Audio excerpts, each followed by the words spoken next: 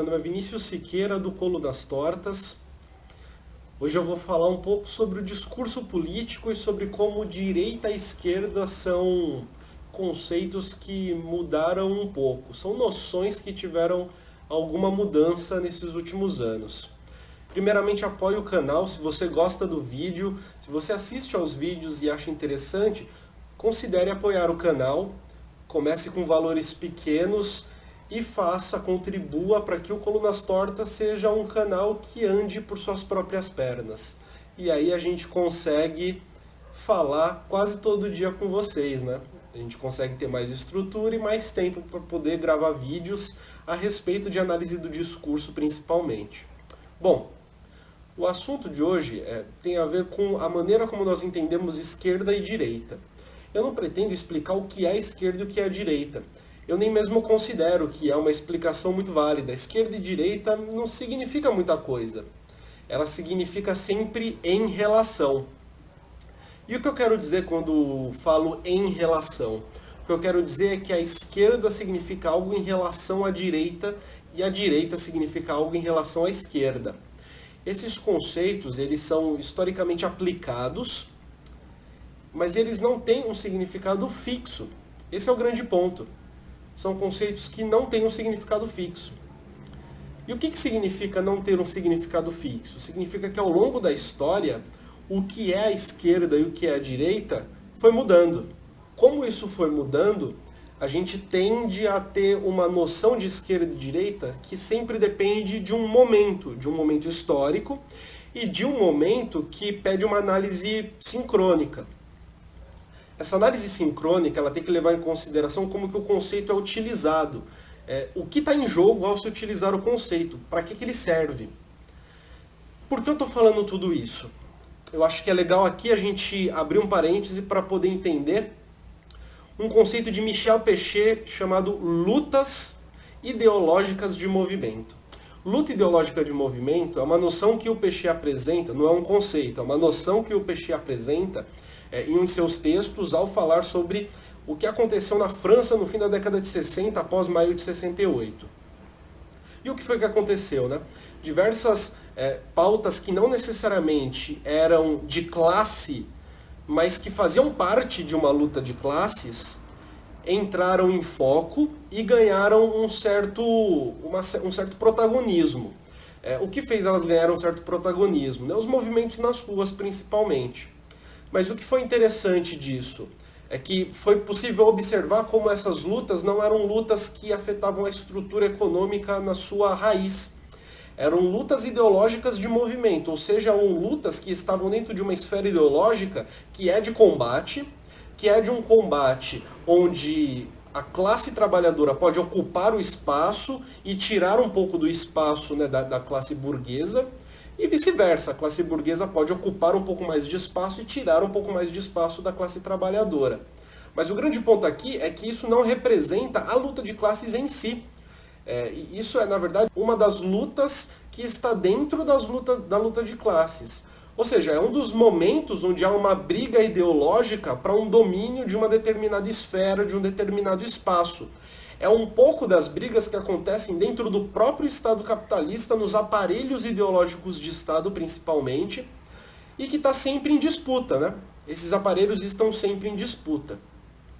Então agora a gente primeiro entendeu que esquerda e direita são relacionais, e a gente entendeu que existem lutas ideológicas de movimento, que são as lutas que hoje se chama de luta da esquerda liberal. E esse é um ponto muito interessante. O termo esquerda liberal não era tão popular no debate. Ele ficou popular de uns 2, 3 anos para cá. O termo esquerda liberal ele tende a fazer com que o espectro político se realinhe, se recoloque, de tal maneira que parece que a extrema-direita ela sai do seu ponto mais extremo e vem um pouco mais para o centro, porque a visão do espectro político vai um pouco mais para a direita, e a extrema esquerda, por sua vez, a esquerda em si, né, a esquerda radical, a esquerda revolucionária, ela sai desse espectro político. Ela deixa de ser considerada. Ela passa a ser um absurdo na medida em que não está dentro da visualização do espectro político. Então, é necessário perceber isso como um óculos que a gente coloca e que permite a gente observar de um ponto até outro. Para além dos pontos que nós observamos, há diversos outros. E o que está acontecendo é que agora o óculos está direcionando o olhar um pouco mais para a direita, o que faz com que uma direita bolsonarista seja algo que parece comum no espectro político atual. E faz com que a esquerda revolucionária pareça um absurdo, na medida que ela sai daquilo que o óculos nos permite ver. E ao mesmo tempo faz com que o Partido dos Trabalhadores seja considerado uma esquerda revolucionária, o que é absurdo, o que é um absurdo. Isso na medida em que faz com que a visão vá mais para a direita, encubra, portanto, deixe de mostrar alguns pontos que estão na esquerda, e passa a mostrar na sua parte extrema da esquerda, ou seja, na parte extrema dessa visão, o PT, o Partido dos Trabalhadores, o PSOL, de repente. O grande ponto aqui é entender que dentro do discurso político houve então uma articulação para que num dado momento o discurso reacionário conseguisse entrar de tal maneira no debate público que se transformasse em algo diferente, em algo quase fascista e normal. De certa forma, a gente transformou em normal alguns caracteres fascistas. A gente conseguiu fazer isso terrivelmente se transformar em algo normal. E esse é o grande ponto. Houve uma articulação dentro do discurso político para que os termos utilizados, os conceitos movidos, as forças movidas fossem diferentes e, de certa forma, excluísse completamente a esquerda revolucionária. O que é um objetivo muito saboreado pela direita fascista. Pela direita liberal também, mas a direita fascista tem como a sua primeira palavra eliminar a esquerda de qualquer forma de debate. E não há um jeito melhor de fazer isso do que transformando uma esquerda que é de centro, que tem um diálogo muito franco com a direita, que tem um diálogo muito franco com as elites, transformar justamente ela em uma extrema esquerda. Então percebam, a modificação que houve no discurso político foi justamente para rearranjar aquilo que a gente tem como posições políticas possíveis.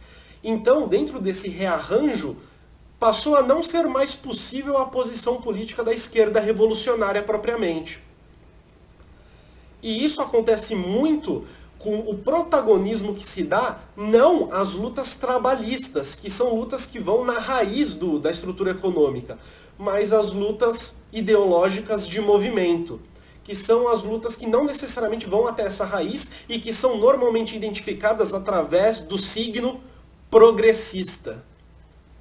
São aquelas lutas que se adequam ao mercado, são aquelas lutas que no fundo não são lutas, são possibilidades de se abrir margem dentro do mercado para um tipo de consumo mais inclusivo.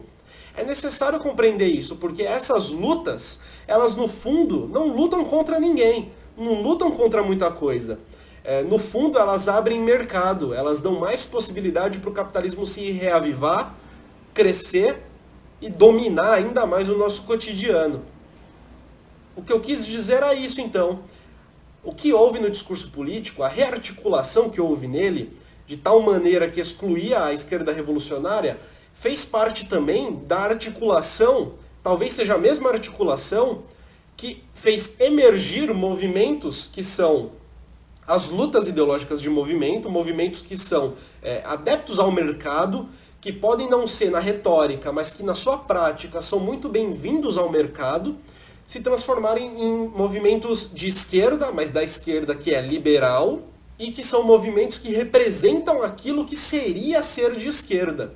Dessa forma se elimina completamente a esquerda e transforma-se o diálogo político em um diálogo entre direitas. Muito obrigado, meu nome é Vinícius Siqueira. Se você gostou, dá um like, compartilhe esse vídeo, nos apoie, por favor. Até a próxima.